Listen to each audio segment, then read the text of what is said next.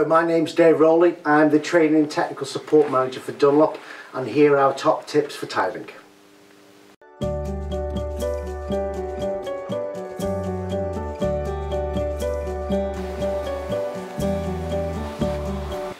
Okay, once you've actually finished the actual tiling itself and you've left it to dry, now that obviously depends on the type of product you're using. If it's a ready mix, it's a minimum of 24, but it could be delayed.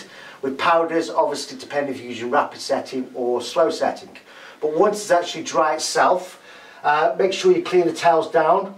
And with regards to the grout itself, key things to follow is follow the guidelines on the mixing. Always use clean cold water, never hot and never dirty. And literally gauge the water by placing the water in first before adding the powder.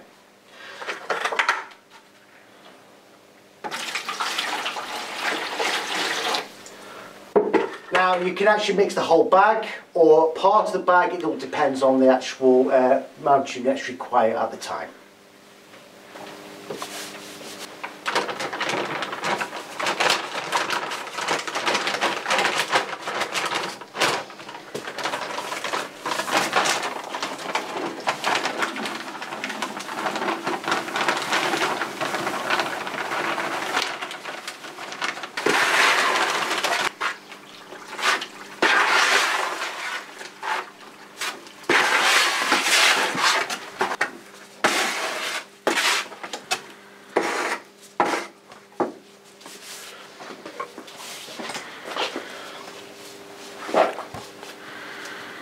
Okay, so once you've actually mixed the material up to the consistency required, make sure it's consistent, make sure it's not too stiff and also not too wet. Follow the guidelines on the packaging as we said before.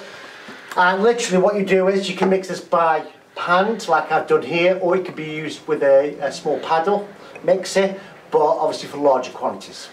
Once you've done that, you leave it for a couple of minutes and remix, which is what I've done. And now literally you start the application of the grouting. Now as far as applying the tools you use, you can use a squeegee or in this case a grout float. Literally apply the material onto the actual float itself and place that into the joints. Now what you do is compress it into the joint itself by literally pushing it into the joint itself, filling the actual joints, sweeping it over. Care also take as far as that you don't pull any out, so simply using the grout float, make sure it's on a slight angle to the joints so that you actually completely fill the joint itself.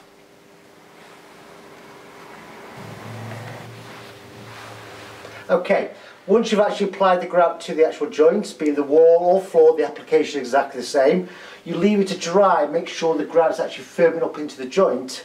Once that's the case, then you're actually now ready to start the actual washing off process. Just be mindful with porcelain tiles, you'll need to leave it a lot longer in the joints before you start washing off. And with ceramics, it can be obviously a little bit quicker. But literally using clean cold water. Now, depending upon how much you've left on the surface, you may require more water on the actual sponge. But literally, apply it onto the surface and literally, first of all, wet over. This obviously takes any thickness off the face of the tile, like so.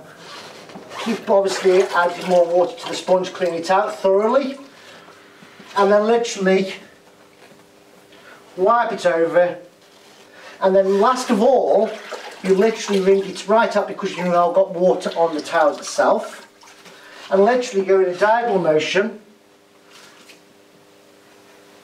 taking off any last minute access to the surface, and literally once you've done that you can actually use the sponge just to tool them off, but just lightly go over the face of the joint. Okay, once you've actually grouted up the areas, you can see behind me here you've actually got a powder film.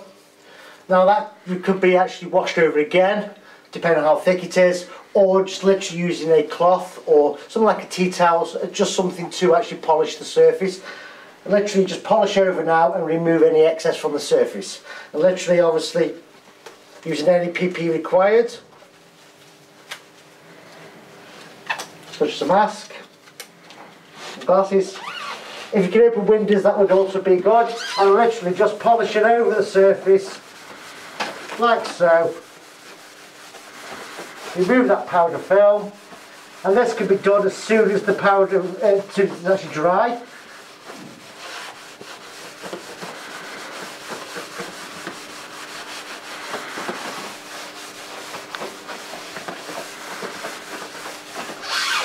Like so.